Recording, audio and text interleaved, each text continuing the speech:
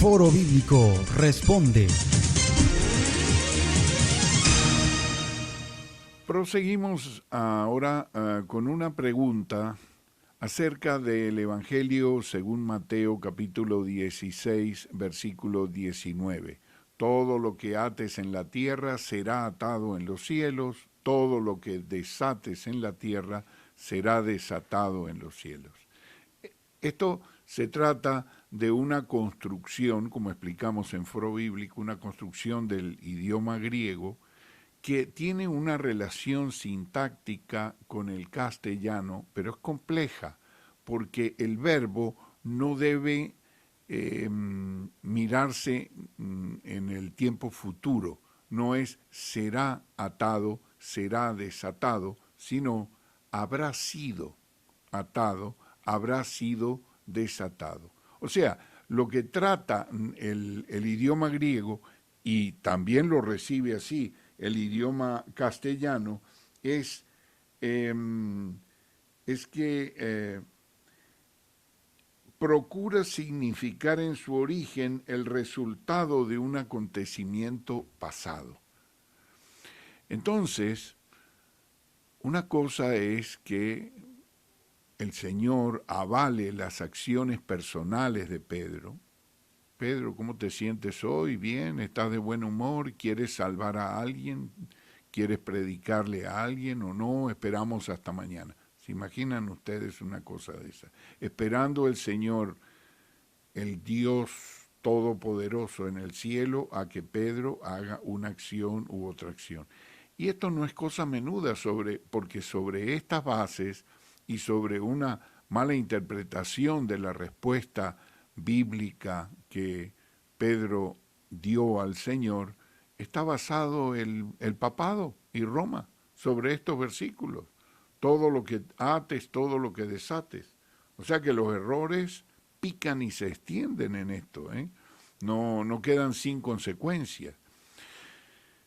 En realidad lo que Dios quiere decir aquí, y lo que dice el texto, es que todo lo que ates en la tierra habrá sido atado en los cielos, todo lo que desates en la tierra habrá sido desatado en los cielos.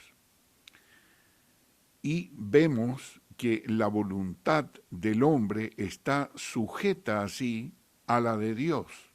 Esto lo dijo en dos oportunidades, está registrado en la palabra, una en boca de Juan el Bautista, cuando dice, nada puede recibir el hombre si no le fuere dado de arriba, y la otra en boca del propio Señor Jesús frente a Pilatos, cuando le dice, ninguna autoridad tendrías si no te hubiera sido dada de arriba. De manera que como dije antes, una cosa es entender que Dios le dé un aval personal a Pedro y otra cosa muy distinta es que las acciones de Pedro, guiadas por el Espíritu Santo, obedecerían a un patrón celestial previamente establecido. Entonces, en cuanto a la pregunta que me hacen respecto a aplicar esta fórmula de atar y desatar en la oración, pues no tiene aplicación. Lamentablemente en las iglesias cristianas, pues los maestros bíblicos han pasado por alto esta difícil y peculiar construcción del idioma griego y entonces enseñan te ato, te desato y las personas pues por no estar debidamente informadas, siguen esa costumbre o esa tradición o esa fórmula, pero en realidad no es así. De manera pues que no se puede aplicar a las oraciones porque no suceden así, no suceden. Tampoco suceden las sanidades, tampoco suceden los milagros. Mire, el Espíritu Santo manifiesta sus dones según su voluntad para edificación. No es que los dones nosotros los ejercitamos cuando nos da la gana. nosotros en todo tenemos que depender del Espíritu Santo para nuestra vida. Aquellos que hemos creído que el Espíritu Santo guía nuestra vida, entonces tenemos que ser dependientes de Él. El mismo Señor Jesús, está escrito en la palabra, y aquel día estaba sobre él el poder de Dios para sanar.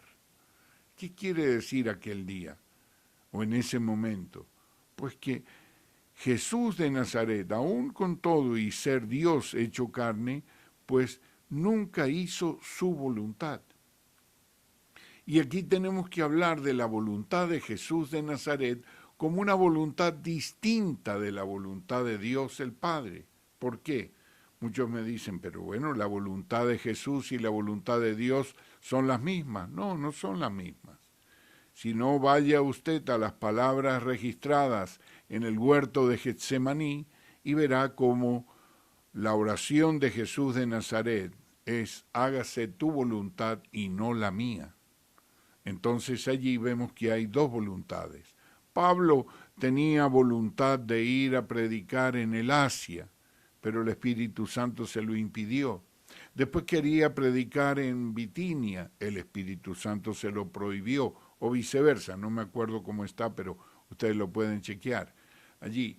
Entonces, vemos que la voluntad de Pablo era una, pero la voluntad del Espíritu Santo era otra, que no fuera tanto al Asia, sino que terminara predicándole el Evangelio a Lidia, la vendedora de púrpura. Bueno, y con esto doy término a la pregunta formulada. Muchas gracias. Foro Bíblico Responde.